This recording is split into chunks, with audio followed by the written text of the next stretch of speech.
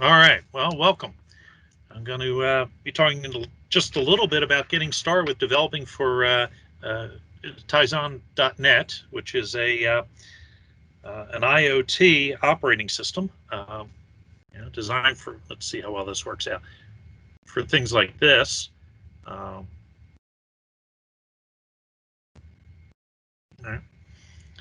These smartwatches actually have a fair amount of processing power and have some serious capabilities.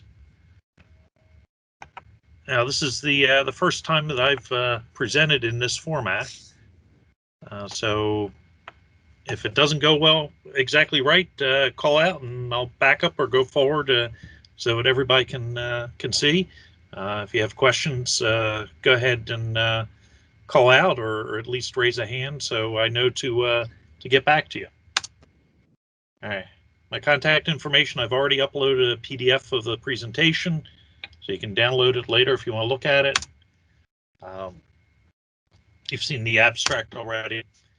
My background, I'm an IT weenie. I've worked in everything from assembler to Fortran to C# to SAS, dealing with large volumes of data, medical, automating steel mills, banking, wide variety of areas. So recently, I had some internal corporate reward points, and I ended up picking up a Samsung Galaxy smartwatch, that thing I showed you, and it runs on a particular operating system, which is a Linux derivative. And I have some aviation applications that there wasn't a good version commercially, so I decided I'd start writing some code. I mean, why not? Okay. In particular, I have a little device, and there we go. This is called a Stratux, and it actually listens to aircraft that are announcing their position, and it decodes it. It also has a GPS receiver, and then it produces the data in a form that can show up on my electronic flight book, so that I know what aircraft are around me when I'm in the air, largely so I can avoid them. Well, that's great if I'm looking at the tablet, but if I'm looking outside, I want something to alert. So I'm starting to work on, and I've just begun putting some capabilities onto the watch. I haven't written a lot of code, so this is just talking about starting. I do have some examples. I am certainly not an expert in this environment, and this may not be great code. This is stuff that I'm just playing with, and honestly, I haven't worked in C# in a while, but you get kind of the general idea. I'm not saying these are best practices.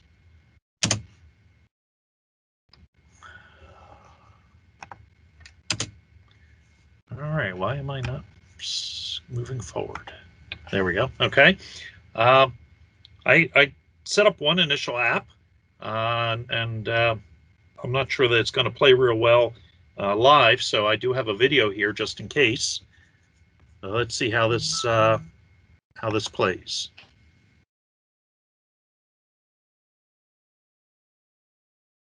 Okay. Hit the start button.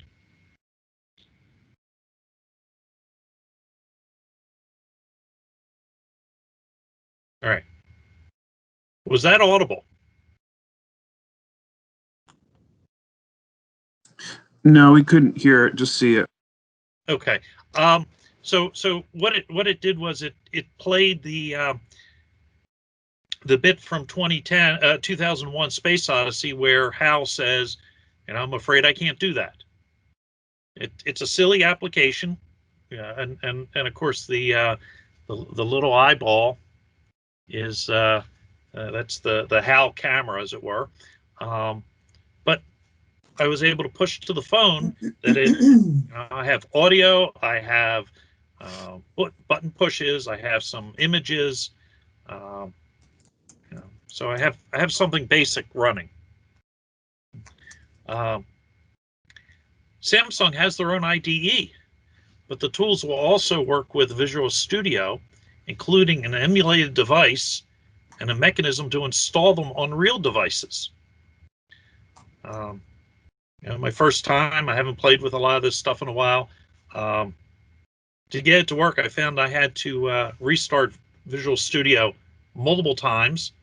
I had to reboot a few times, and then along the way, had to install a number of additional tools, JRE, .NET, etc. It was a brand new laptop, so maybe that shouldn't be too surprising. You do need to pay attention to versions you install. This watch runs version 4.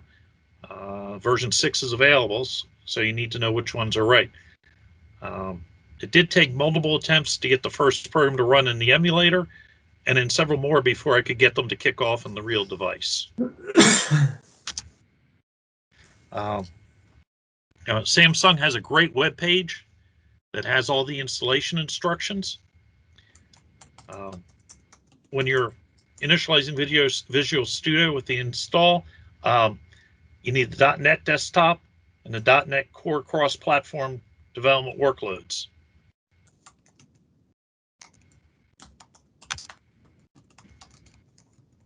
Within Studio, you go under Extensions, Manage Extensions, and then you install the tools for Tizen. And this will take a while. It's a rather large install.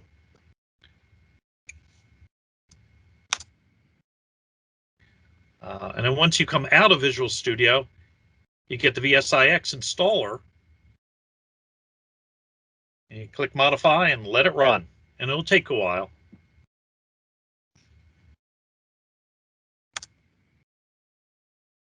Within Studio itself, once it's all installed, you now have a series of tools. You have the package emulator, package manager, the emulator, a debugger, the certificate manager, the device manager, and these allow you to actually work with the tools. If you can get the package manager to start up, your installation is probably complete. And you want to install the version that applies to your particular gear. In this case, it was version 4 wearable. There's also mobile, there's also TV that you can install. So you can start programming for smart TVs if you care to.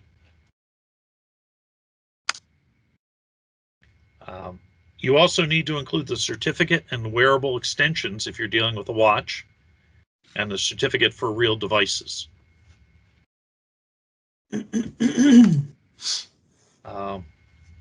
One thing they don't mention in the docs, I didn't see it, was related to certificates. And when I tried to install the app on a real device, I kept getting a error -12, which wasn't very helpful.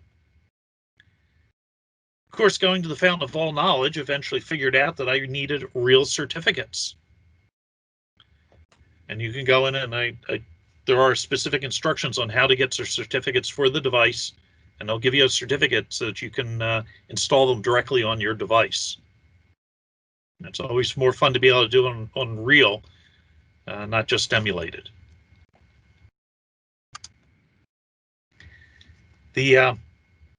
The developer's webpage assumes you know a little bit about programming, but it does take you through a lot of stuff step by step. And when you start up Visual Studio, you create a new project. And then you pick your kind of project. Okay. What do you want to do? Okay. You want a wearable XAML app, give it a name, a location, prompt you for a version, prompt you for a name. What are you setting up? And then it gives you some base code.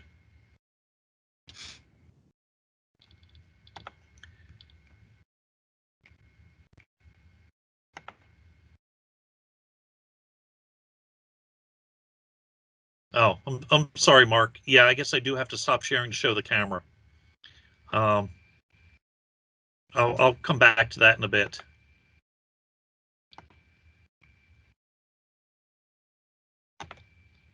All right, you should be able to see Visual Studio now.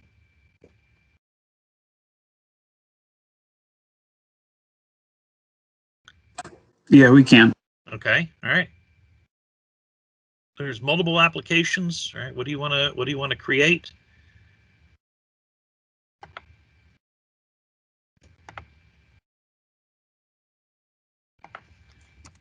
Give it a name. Yeah, pick your particular version. Mine's 4 for this device.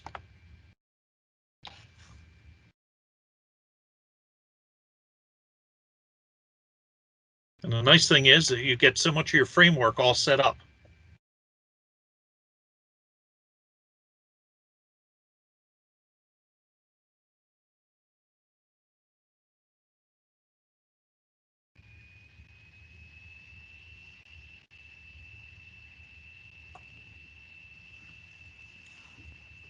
All right, so I have a basic application here. And I can go in and modify it as I see fit.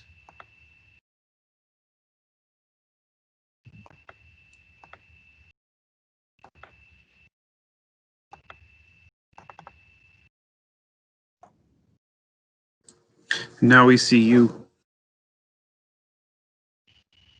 Now you're not seeing the Visual Studio. I believe you stopped sharing. Oh, okay, let's try that again. All right, how about now? That's better. Okay. Well, so all I did was I said, go in and create, and I filled in the forms.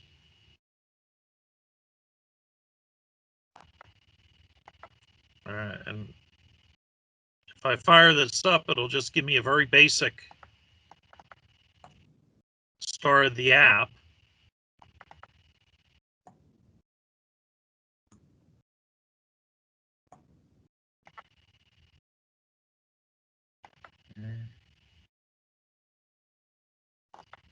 Tell it to do the build. It goes through. There's not going to be any errors on this one because it's very simple. Under Tools, I go in and I kick off the emulator.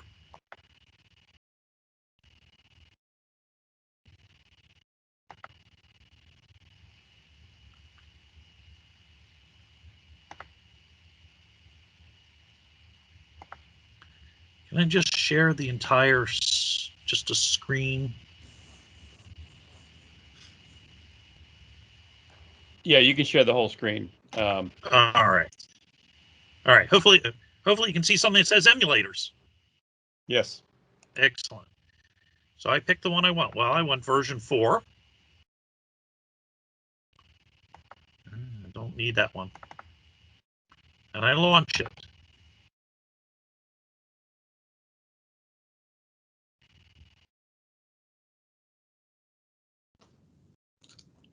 And you should see something that looks like a watch. It's booting.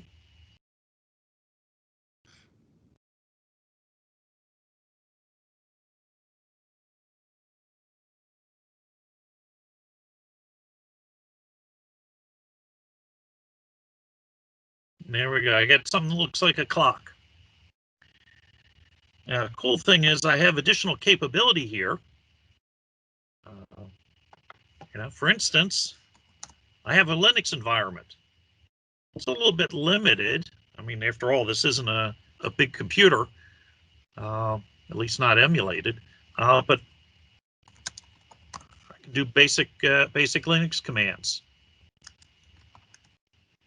I even have the awk command.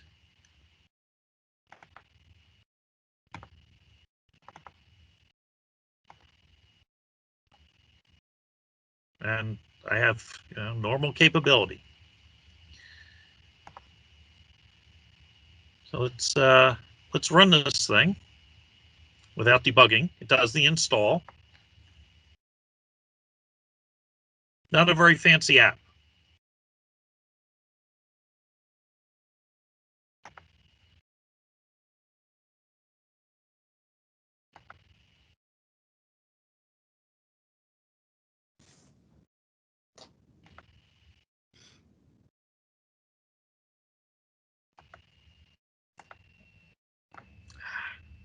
device.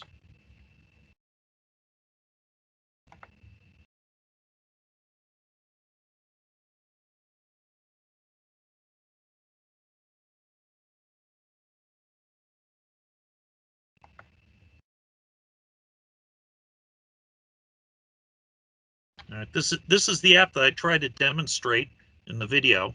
Unfortunately, the sound didn't come through, but it is fairly simple. You start up the app.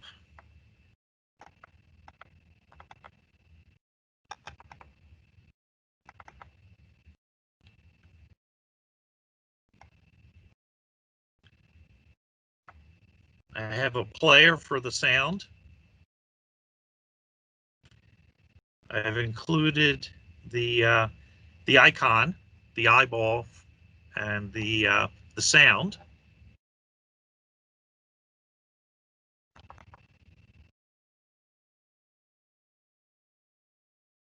I have my label, or my actual text.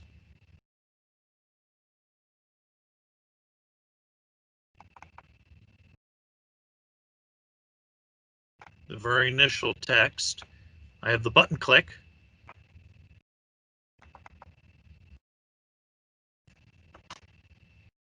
Which takes me into the next screen, second page, and runs the sound.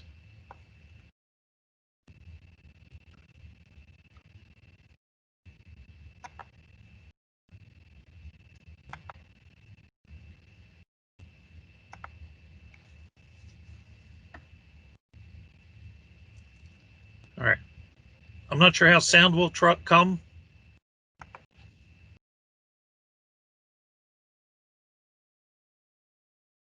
And it didn't come through. Okay, well, I'm sorry. Depending on what version of Teams you have, when you do a share, there's a little switch that allows you to share your sound as well. So you might have to stop and try and reshare again and see if you can do that.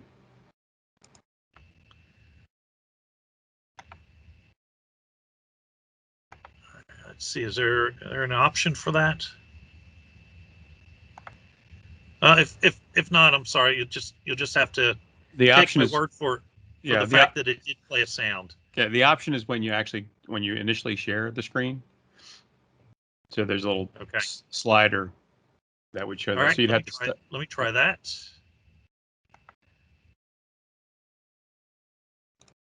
Include computer sound. Okay, let's see.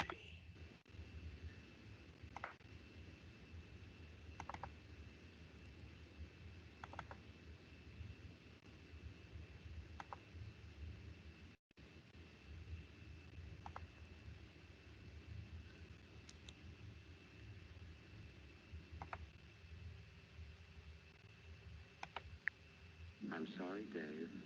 I'm afraid I can't do that. No, it's not coming through. Yeah, no, I heard it. It did come through. Oh, great. Okay.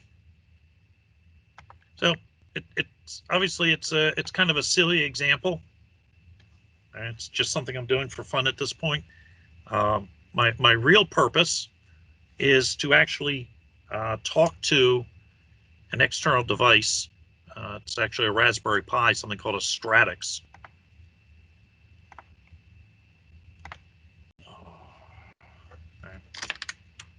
This thing, the Stratix, which is a Raspberry Pi with a couple of radio receivers and a GPS receiver. And I want it to be able to tell me if there's an airplane close to me. I want an alert come up on my watch. Yeah, certainly vibration. I don't necessarily need sound, especially if I have the headsets on in the plane. But this, with the vibration, the haptic, at least I can get some notification.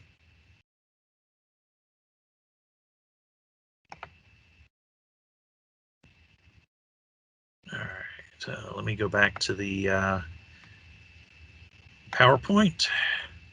I've covered a lot of this already in the examples, but just in case I've missed anything. Yeah, successful build. And of course, I ended up with a lot of warnings over time to get it to work. and then you can play with the code.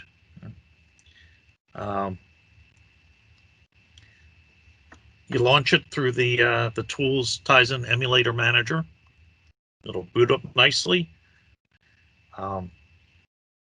As I mentioned, you have the ability to go to a shell. You can close it if you need to.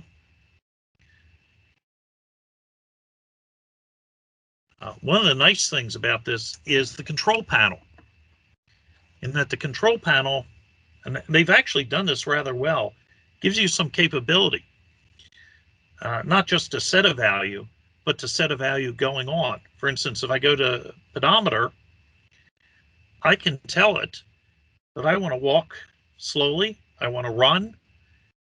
So if I'm trying to emulate or track my steps, how does it change? Am I catching them? Am I losing steps? What are my capabilities?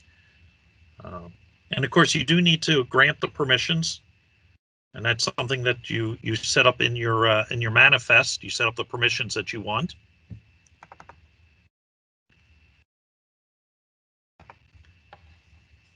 And you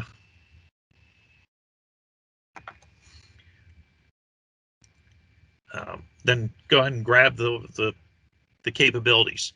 Of course, every device has different abilities, different sensors. Not all of them have ultraviolet. They may or may not have pressure, may or may not have GPS. It all depends on the device.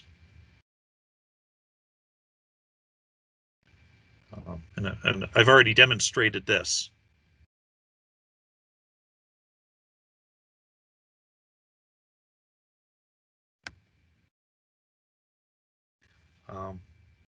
When working with a live device, on the device itself, you have to enable debugging mode. Without debugging mode, you can only download from the vendor store. You can't put them directly on. You must be able to connect to the watch, in this case over Wi-Fi, which I can't demonstrate because I'd have to disconnect. And then you configure and enable it under the device manager. Right? You enable a physical device, you find the right one, the IP address, and connect to it.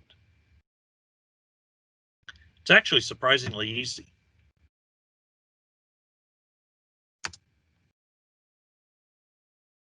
And then when you're ready to debug, when you're ready to run, you pick your device. All right, so then I have the choice, do I want the emulator or do I want the real device? For the real device, it takes a lot longer to do the transfer. I was actually worried that something had broken because it sat at 87% for what seemed like hours, probably about 30 seconds. But it's having to push everything over to the device, including my image and my sound.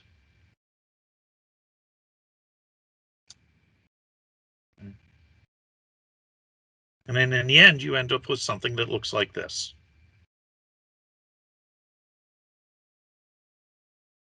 And of course, that's just the starting point. You start adding on to it depending on your need.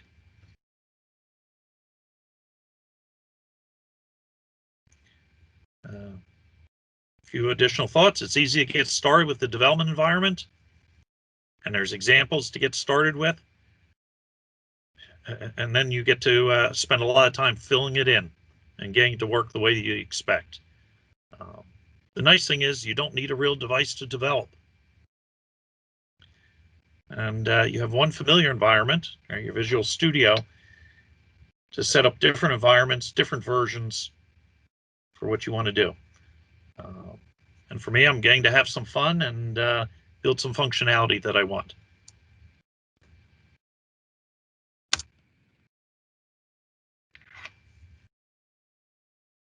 Questions?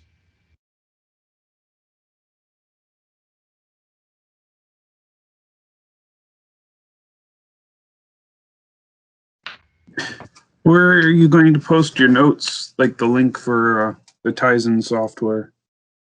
So I've already uploaded the a PDF of the PowerPoint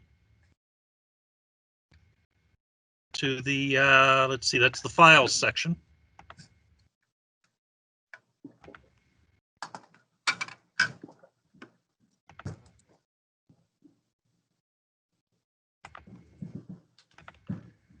Come on.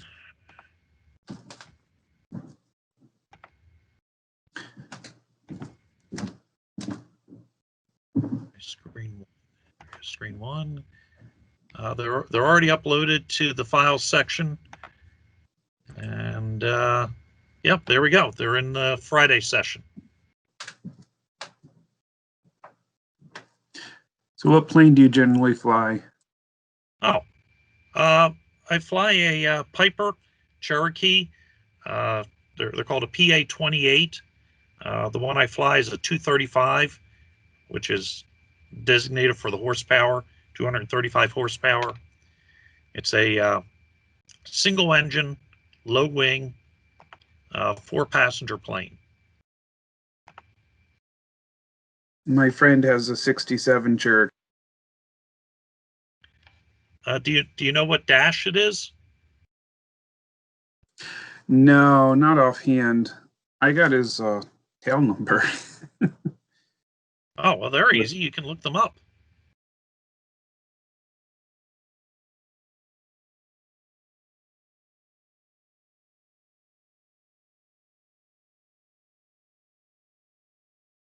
Have you gotten into playing with like the?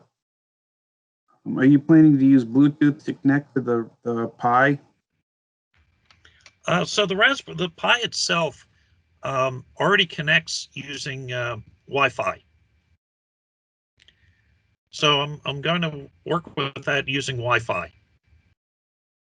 One of the things that happens is the what's called the EFB, or electronic flight book. All right, let's see. How well does this? No, of course not.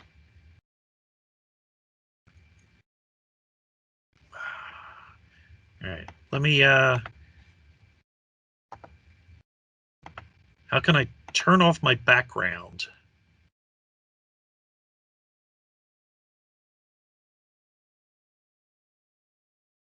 I think if you hit the ellipse for more actions.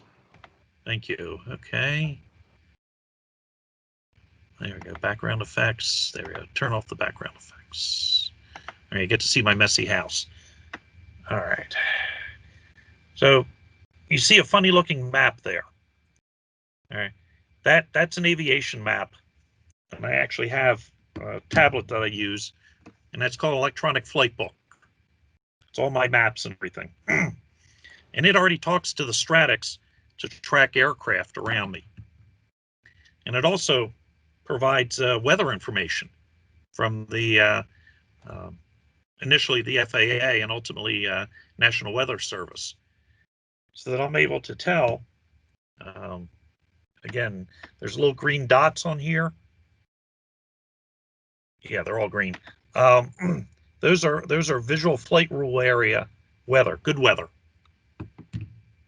And so the EFB is already talking to the Stratix using Wi-Fi, and so I'll use the watch to talk to the Stratix also using Wi-Fi, and it can handle multiple devices. Nice. Yeah, it's actually a 76 Cherokee, a P-28A. All right. Yeah, it's likely a 161 or a 181.